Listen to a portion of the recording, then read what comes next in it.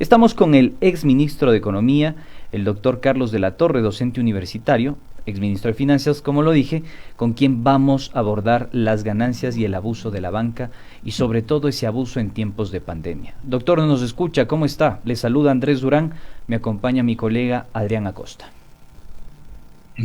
Perfectamente, les escucho. Una buena tarde, Andrés, Adrián, y un saludo muy especial a todas y todos quienes nos acompañan ahora. Doctor, esta mañana fue una mañana de confidencias, de revelaciones interesantes muchas, pero sobre todo también de una coyuntura crítica estos últimos 4 años en el gobierno de Lenín Moreno.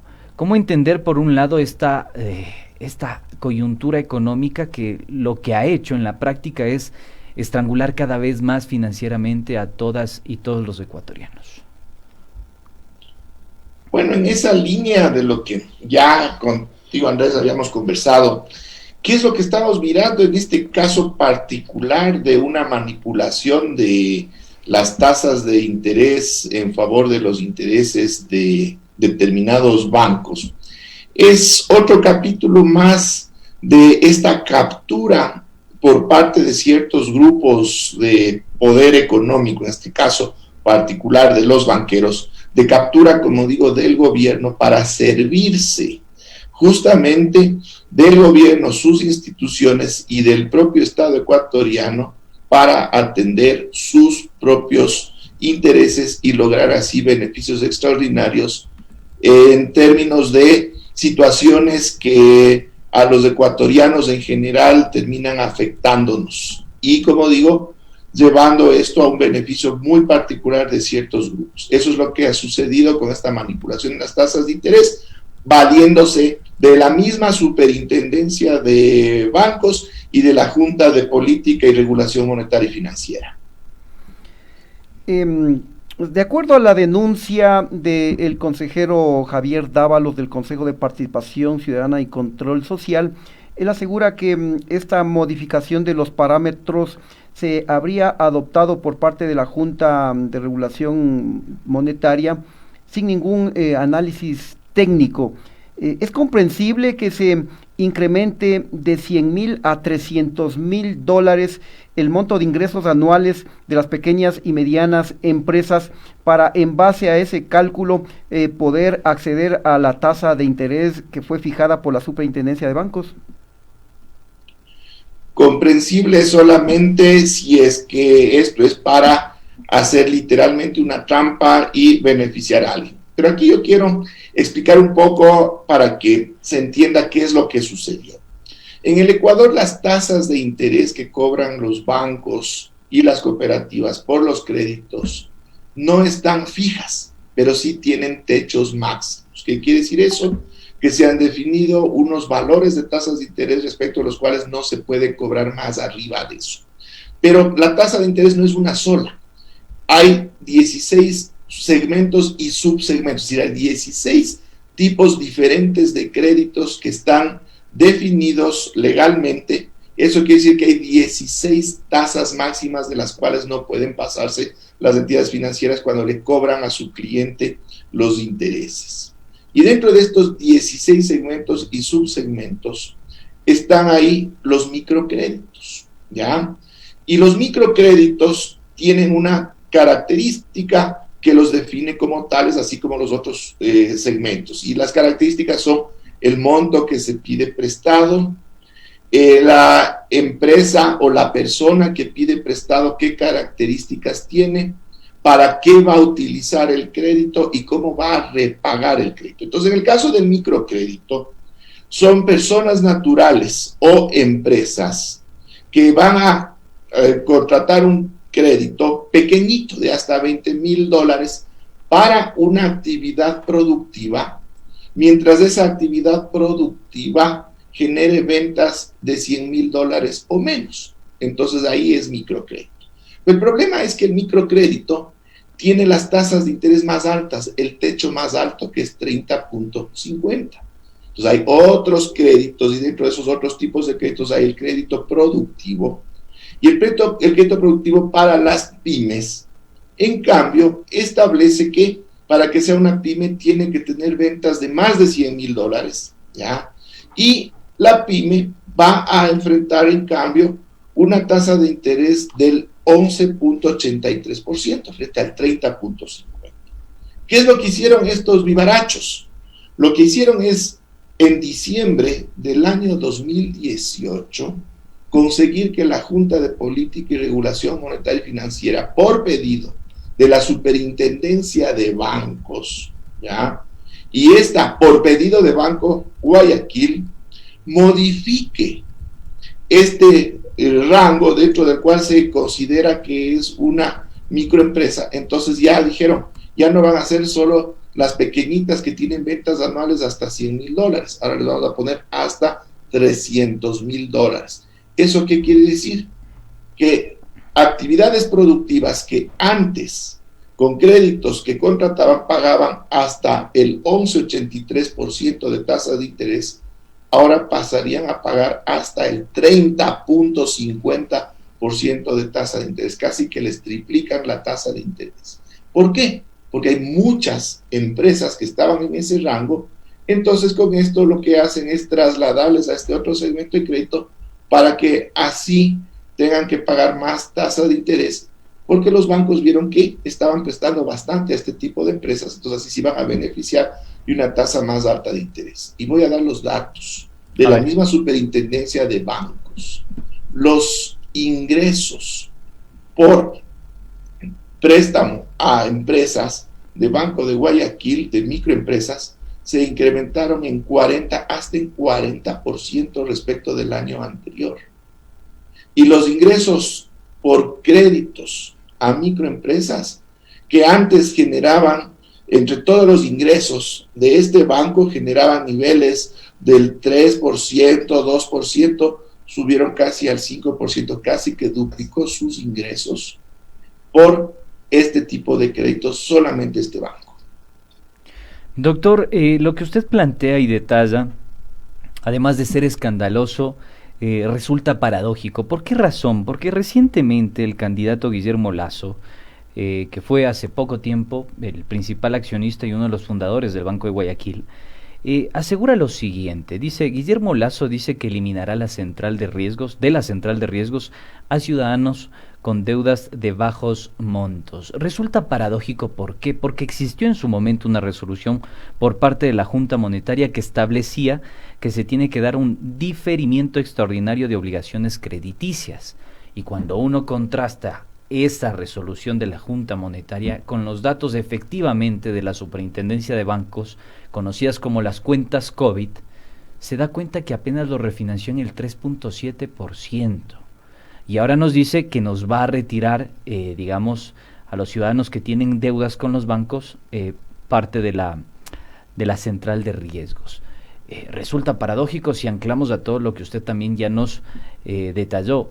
¿Qué decir al respecto de esto? ¿Es viable, inviable o es simple y pura demagogia para capturar votos? Bueno, en el caso de este candidato, parecería que es pura demagogia, y de lo que se vale es de las preocupaciones que pueden tener muchos ciudadanos justamente por haber caído en central de riesgos, por el hecho de no disponer los recursos para atender sus obligaciones financieras en el peor momento de la historia nacional. Entonces, claro, esto a la persona que ha incumplido con sus obligaciones con el sistema financiero le va a generar un problema futuro en cuanto a que más adelante tendrá dificultades si es que quiere adquirir nuevos créditos y realizar otras operaciones financieras. Entonces, es una preocupación de muchos ciudadanos. Pero voy a poner otro ofrecimiento de campaña del candidato Lasso. Él nos ha dicho que va a apoyar a la alcaldía de Quito para establecer algún sistema mecánico para que la Virgen del Panecillo pueda girar y mirar al sur, que como entendemos es una ridiculez completa. Pero claro, se reunió con el alcalde de Quito y planteó algo que él pensó que iba a generar una percepción positiva y va a atraer electores quiteños en función de algo que se ha cuestionado históricamente en relación a dónde mira la Virgen de Quito. Es decir, este tipo de ofrecimientos los va a ir haciendo en función de cada grupo de potenciales electores a los que él dirija un discurso, un ofrecimiento, a ver si los atrae hacia su candidato. Eso es lo único que está haciendo, y en ese sentido se comprende ese ofrecimiento y también esa paradoja en cuanto a la realidad de la operación de su propio banco y cómo desde esa realidad se ha manipulado inclusive las consideraciones técnicas que definen hasta los créditos que se dan en este país en favor de los intereses de ese banco. Doctor de la Torre, ¿cómo entender de que se atienda de manera diligente un pedido, en este caso de Banco Guayaquil, y que se le dé trámite por parte de la Superintendencia de Bancos y de la Junta de Regulación Política, Económica, Financiera, y esto haya generado una jugosa ganancia a esta entidad bancaria? ¿Cómo interpretar esto? ¿Se puede entender que el gobierno de Lenín Moreno, que llegó el 24 de mayo de 2017 y un año después ya se realizan estas modificaciones a nivel de la Superintendencia de Bancos, se puede entender que el gobierno de Lenín Moreno se puso al servicio de la banca y de los grupos económicos? Efectivamente, es un gobierno, es más, ya podemos decir que ya no hay gobierno desde hace algún tiempo, es decir, el manejo del Estado ha sido capturado por estos grupos de poder, y ellos son los que están mandando en cada uno de los espacios en función de sus intereses. Vemos también que no hay ninguna institucionalidad, tenemos los nombres de las instituciones, pero ¿quiénes son los actores? ¿Quién es el delegado del presidente a la Junta Monetaria? Un oscuro señor que viene de la banca privada y de ciertos bancos particulares con actuaciones también que habría que analizar. ¿Quién es la señora superintendenta de bancos? ¿A quién obedece ella? Entonces ya no hay una superintendencia de bancos que esté operando de forma institucional con todo lo que establece la ley y los elementos técnicos. Ya no tenemos una Junta de Política y Regulación Monetaria que toma las decisiones sobre la base de informes técnicos, porque no hay ninguna institucionalidad, y lo que tenemos es simplemente actores que participan en estas entidades que son representantes de esos grandes intereses, y obviamente lo que van a hacer es trabajar para sus patrones. Eso es lo que estamos viendo. Doctor, quiero consultarle sobre algo que el día de hoy a la mañana fue revelador, al menos para mí, y que tiene que ver con esos vínculos que ha presentado el gobierno de Lenín Moreno con algunos actores nacionales y también transnacionales, por decirlo así, ¿no? Han trascendido la frontera nacional y se lo ve claramente. ¿Quién fue Santiago Cuesta y qué rol ocupó en el gobierno nacional? Usted nos detalló con lujo, punto y coma. No quiero ser impreciso en la información, quiero que lo haga en este momento porque la audiencia necesita saber cómo se tejió este entramado de del supuesto eufemismo de que la mesa no estuvo servida nunca. Bueno, Andrés, yo te comentaba que mi primer encuentro con este personaje fue cuando él trajo a este señor Manafort, que había sido en su momento asesor de Donald Trump y ahora está preso en los Estados Unidos por temas de espionaje, ¿ya? Cuesta fue quien trajo a Manafort, ¿no?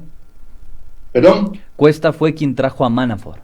Sí. De hecho, Moreno me pidió que atienda a Cuesta y que atienda a unos personajes extranjeros que él los traía acá al Ecuador.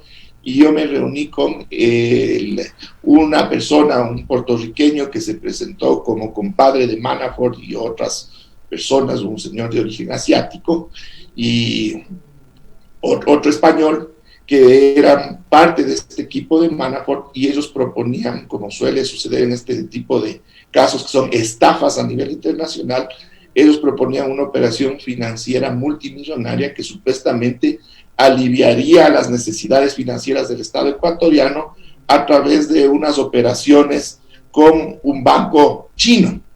Para ponerlo en pastilla, que aquí, para quienes nos están mirando y escuchando, evidentemente este tipo de transacción, ya quienes sabemos de esto, entendíamos que lo que procuraba es que el Ecuador entregue bonos soberanos como garantía, y a la final no íbamos a recibir ningún pago, y esos bonos se negociarían en fondos buitres y después el Ecuador sería sujeto de chantajes internacionales. Eso es lo que se planteó. Cuando yo pedí que se averigüe quiénes eran estos funcionarios, inclusive uno de origen chino, que venía en este equipo, encontramos que ni siquiera en migración constaban los nombres con los que ellos se presentaron, descubrimos que la institución financiera que operaba en esta transacción era una institución falsa, era una institución creada en papel en Hong Kong, y yo le presenté toda esa información a Moreno para que él entienda que esto era parte de una estafa internacional, pero él insistió en que se avance más allá todavía. Yo tuve que valerme, ahora sí, de bancos serios a nivel internacional que conocían de este tipo de operaciones, para que ellos informen directamente a otras autoridades de gobierno de que en realidad esta era una intención de estafarle al país. Y claro, hay actores nacionales que se encargan de que estos estafadores lleguen inclusive a Carondelet y cobran comisiones por aquello. Así que me tocó, una de las primeras gestiones fue desmontar todo esto ante la incredulidad del propio mandatario, porque cercanos a él le habían propuesto este tipo de negocios. Usted, doctor, también nos dijo que habían dos agendas, por lo menos del primer año del gobierno de Lenín Moreno, dos agendas que estaban ahí operando. Habló también de que tuvo infiltrados dentro de su cartera de Estado que de alguna forma pasaban información o exigían información a otros actores que usted no nos pudo precisar porque desconocía. ¿Cómo se vivió esta situación? Esquiza lo interno del propio gobierno y esta suerte de dos agendas ahí disputándose el camino y el futuro de la patria, ¿no? Por un lado, una especie de progresismo con una clara presencia del Estado, y por el otro lado, lo que ya estamos viviendo hoy, con plena conciencia, sabemos que el neoliberalismo ganó en esa disputa y hoy sufrimos las secuelas. ¿Qué vivió usted ahí internamente, doctor, que nos pueda seguir narrando y detallando? Bueno, ahí se sucedieron algunos hechos, podríamos decir, curiosos, por decirlo menos, que daban cuenta de que algo no estaba bien. Primero, se dio una situación que fue un poco complicada y que derivó en algo que es de conocimiento público. A inicios del gobierno, nosotros desde el Ministerio de Economía y Finanzas desarrollamos toda una estrategia a nivel internacional para lograr una reducción del riesgo país que venía estando alto, porque el Ecuador vivió en los años anteriores dificultades económicas importantes. En el 2016 un terremoto, desde el 2014 teníamos precios del petróleo bastante bajos y el 2016 cayeron todavía más. Y claro, con un riesgo país alto, el financiamiento que es indispensable para todo Estado, eso hay que entenderlo, y que el Ecuador tendría que acudir a financiamiento internacional, este iba a ser caro. Entonces teníamos que desarrollar una estrategia para ir bajando este riesgo país, para abaratar ese financiamiento internacional. ¿Qué es lo que implicaba esto? Generar credibilidad en el manejo económico del nuevo gobierno que iniciaba sus actividades y presentar ya resultados positivos que venían dándose en los primeros meses del 2017. En medio de esta estrategia, Moreno, sin haber consultado a su equipo económico, lanza la famosa declaración de que la mesa no estaba servida, al punto que yo tuve que conversar personalmente con Moreno, porque eso fue literalmente pegarse un tiro al pie en términos de esta estrategia de lograr credibilidad internacional en cuanto al manejo y a la situación de la economía nacional. El propio presidente estaba apuntando en el sentido opuesto a lo que queríamos hacer en cuanto a generar mejores condiciones y una mejor percepción internacional de la economía nacional para beneficio de todos nosotros. ¿Qué quería decir esto? Que había otros actores que le estaban hablando al oído al presidente en materia económica, pero en relación a una problemática política que todos conocemos. Primer indicio. Segundo indicio. Descubrimos no solo algunas personas dentro del propio Ministerio de Economía y Finanzas, y esto se denunció ante las autoridades respectivas, de que habían estado realizando grabaciones, inclusive reuniones, podríamos decir, de alta sensibilidad en las que yo participaba, estaban realizando grabaciones y estas grabaciones estaban filtrando fuera del ministerio, así como otra información que era bastante sensible. A quienes eso debió haber respondido la justicia, que a la final nunca lo hizo. Entonces eso daba cuenta que había también una situación en ese sentido, y mi seguridad inmediata me planteó la necesidad de establecer mayores controles inclusive de los vehículos de los que desplazaba, en mi vivienda, teléfonos, etcétera, etcétera, porque había filtraciones y potenciales pinchazos a las comunicaciones que yo manejaba. Y eso fue la tónica a lo largo de mi ejercicio como ministro. Y un tercer elemento, yo tuve un bloqueo mediático desde el propio gobierno, desde las instancias de comunicación del gobierno y de otras entidades del área económica, al punto que yo tuve que hacer inclusive cambios dentro del equipo de comunicación del ministerio, porque había indicios de que había también actores que estaban operando en contra de los intereses del Ministerio de Economía y Finanzas en términos comunicacionales y en función de disposiciones que venían desde fuera.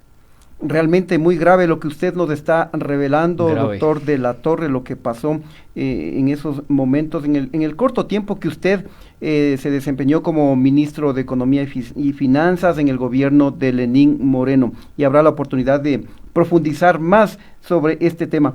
Quiero finalizar, usted señalaba que a Lenín Moreno le conversaban al oído grupos económicos, políticos, y que también obviamente usted era una persona incómoda para todo ese entorno, y eso a la final produjo su salida del gobierno. ¿Nos puede precisar, o usted presenció quiénes le hablaban al oído al presidente Moreno, políticos de derecha, banqueros, empresarios, incluso el propio hoy candidato a la presidencia, Guillermo Lasso?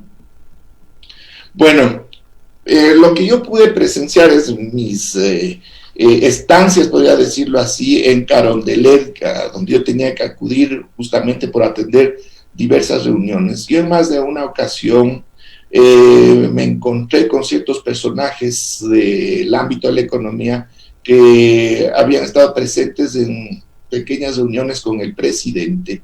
Y estos actores ahora fungen o han fungido a lo largo de muchos años como analistas económicos. Algunos de ellos están en este mismo momento con funciones y actividades académicas en determinadas universidades. ¿Nos puede precisar nombres, doctor? Fue solicitado y no accedió a ser asesor económico en épocas recientes del propio gobierno. Entonces mi preocupación era la siguiente: este tipo de reuniones con actores económicos sin la presencia del ministro de Economía y Finanzas era más que una indelicadeza, es decir, se estaba discutiendo temas y cosas económicos, pero sin que esté el principal funcionario en el manejo económico del Estado ecuatoriano. Así que eso también me generó una preocupación que más adelante se confirmó con el giro de 180 grados del gobierno de Moreno en el manejo de la economía nacional. Brevemente, ¿nos puede precisar algunos nombres?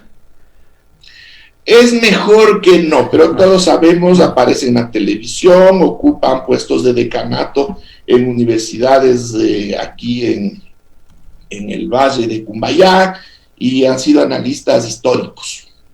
Perfecto. Doctor, le agradecemos muchísimo por su participación en este espacio de noticias. Le conminamos, como siempre, a nuestros invitados de primera que podamos retomar este diálogo y esta tertulia en una próxima ocasión y... pues nada, las conclusiones son de la ciudadanía. Gracias, doctor Carlos de la Torre. Andrés, Adrián, muchísimas gracias por esta invitación y como siempre a las órdenes. Gracias, doctor.